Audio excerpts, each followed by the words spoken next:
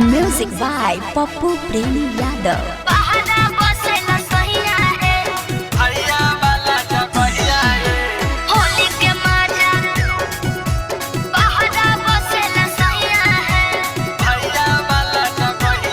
नजारा music recording studio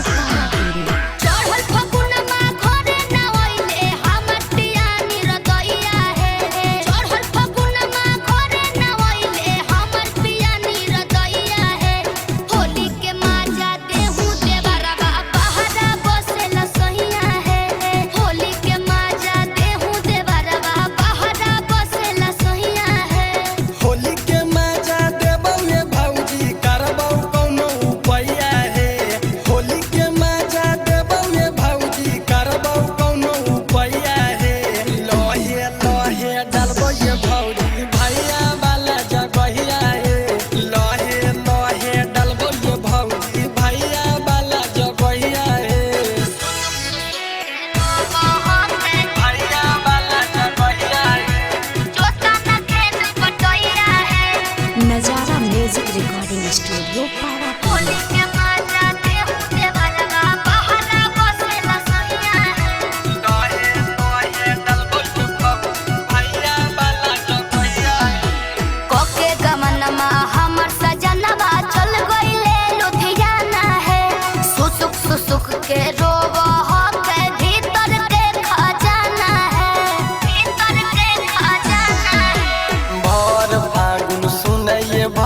देवरे के अपन मानो है जेने जेने मन कर तो ओने डाला बनो है।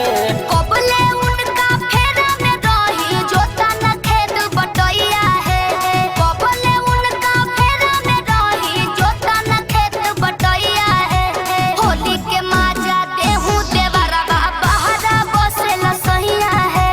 होली के माजा देहू देवरवा बहरा बसेला सहिया है।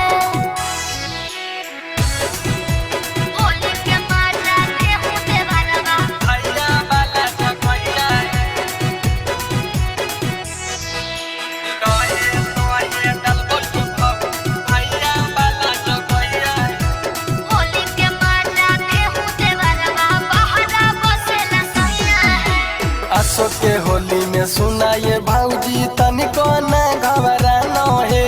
भैयानी राजावा के पड़ेगा समझाना है। संतोष लारेयन लहुरा देवरवा भैया को नहीं बताना है। अब की के होली में तोह के पड़ेगा रंग लगाना है। सुषमा छौड़ी के फेर में बिगड़लौ लेके गेलौ मुंबईया है। सुषमा छौड़ी के फेर में बिगड़लौ लेके गेलौ